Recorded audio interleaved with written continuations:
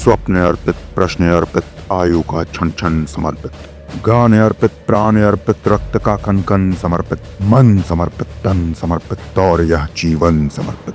चाहता हूँ देश की धरती, चाहता हूँ देश की धरती, तुझे अभी कुछ और भी दूं। मुद्दा जरा हटके। चाह नहीं सम्राटों के शव पर हे हरि में डाला जाऊं, चाह नहीं देवों के सिर चढ़ूं, भाग्य पर इठलाऊं। मुझे तोड़ लेना वनमाली उस पथ पर देना तुम फेंक, मातृभूमि पर शीश चढ़ाने जिस पथ जावें वीर अनेक। नमस्कार दोस्तों, इस बार का मुद्दा जरा हटके। हमने अभी अभी जो कविता बोली वो माखनलाल चतुर्वेदी जी ने लिखी थी। एक पुष्प की अभिलाषा कि पुष्प मात्र इतना सा चाहता है कि वो देशभक्तों के पथ पर बिछ जाए, उन देशभक्तों के जो देश की रक्षा के लिए अपने प्राण न्यौछावर करने को तैयार रहते हैं, जो देश पर आने वाली हर आंच को अपने सीने पर झेलने को तैयार रहते हैं। पहलगाम आतंकी हमले के बाद सेना ने जो किया वो पूरी दुनिया ने देखा। हर भारतीय का सीना गर्व से चौड़ा है, होना भी चाहिए। वो 26 मार के गए थे कायरों की तरह, हमने 104 मारे पहले दिन ही, और उसके बाद पाकिस्तानी फौज उनके बचाव में आई, उनको तो चुन चुन के निपटाया है। खैर, उसके प्रमाण सेना दे चुकी है। बहुत सारे दिखाए हैं कि उनके जो परमाणु सुरक्षा केंद्र हैं वहां तक हमारी मिसाइलें पहुंच गई थी, इसी कारण से वो घुटनों पर आए। खैर, वो अलग चीज है। भारत की सेना का शौर्य जो है वो बताने की जरूरत नहीं है, वो सब जानते हैं, पूरी दुनिया ने देख भी लिया है।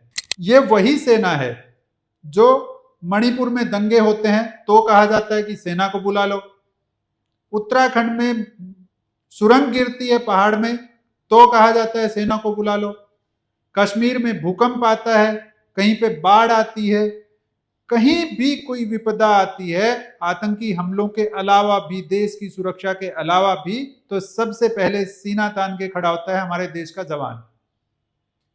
वही जवान जो जिस समय हमें पंखे के नीचे गर्मी लगती है, एसी की जरूरत पड़ती है, उस समय वो 50 डिग्री टेम्परेचर में राजस्थान के जैसलमेर में तपते हुए सीमा की सुरक्षा करता है।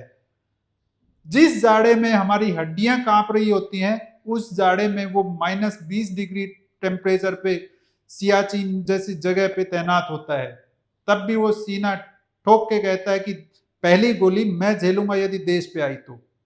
लेकिन हमारा सवाल दूसरा है, उन जवानों को क्या हम वो सम्मान दे पा रहे हैं जिसके वो हकदार हैं?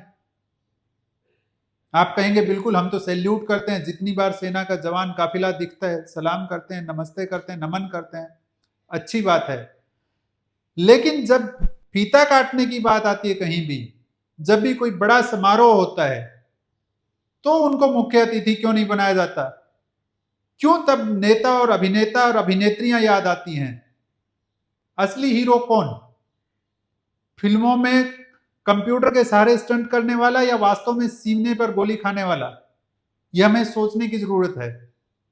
इसलिए भी सोचने की जरूरत है क्योंकि वो लोग वही लोग हैं जिनके कारण हम चैन की नींद सो पाते हैं, वही लोग हैं जिनके कारण हम देश की, सरकार की, यहां तक कि उन जवानों की भी आलोचना कर पाते हैं खुल के।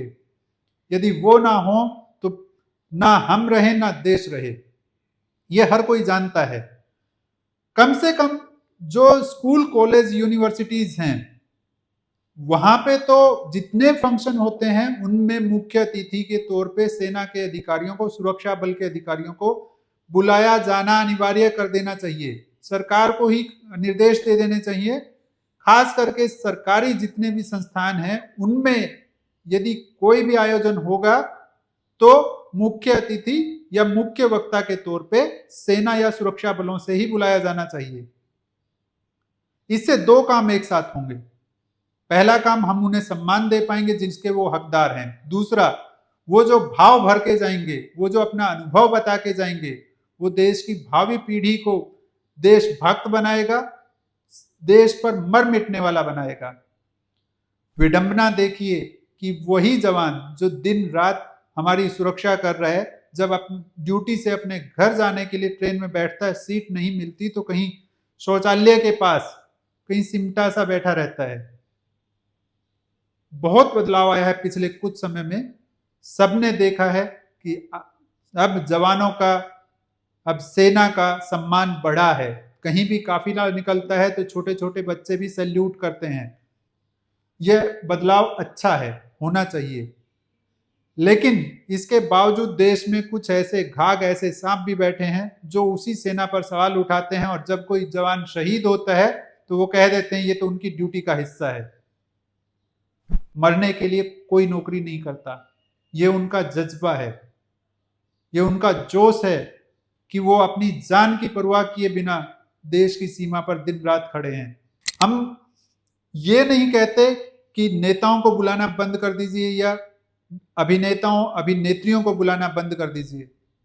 जहां मौज मस्ती का कोई कार्यक्रम है वहां भले इनको बुलाइए, लेकिन जहां देश के भविष्य की बात हो, सम्मान की बात हो, जहां छात्र छात्राओं की बात हो, कम से कम उन आयोजनों में सिर्फ और सिर्फ इन्हीं को बुलाया जाना चाहिए।